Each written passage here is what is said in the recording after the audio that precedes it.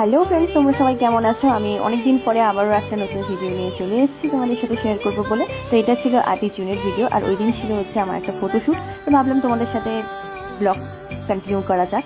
তো চলো, ওই দিনকে এতটাই গরম ছিল যে আমি বাড়ি থেকে কোনো রকম কোনো ক্লিপ নিতে পারিনি, না মেকআপের আর না বাড়ি থেকে বেরোনোর সময়। তো আমি একদম লোকেশনে পৌঁছে তোমাদের সাথে এই ভিডিওটা শেয়ার করছি। তো তোমাদেরকে লোকেশনটা দেখিয়ে দিচ্ছি। লোকেশনটা ভিডিও শ্যুট বা ফটোশ্যুটের জন্য খুবই ভালো।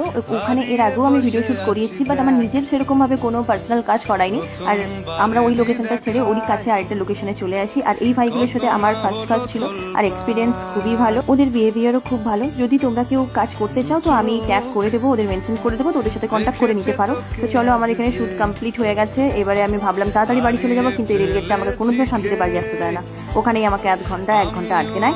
তারপর দেখো বাড়ি চলে এসেছি। এরপর দেখো দুপুর 2টোর সময় মেকআপ করেছিলাম, দেখো রাত 8টার সময় তোমাদেরকে দেখাচ্ছি, এখনো আমার মেকআপ পুরোপুরি ঠিক রয়েছে। চলো, আজকের মতো টাটা, বাই।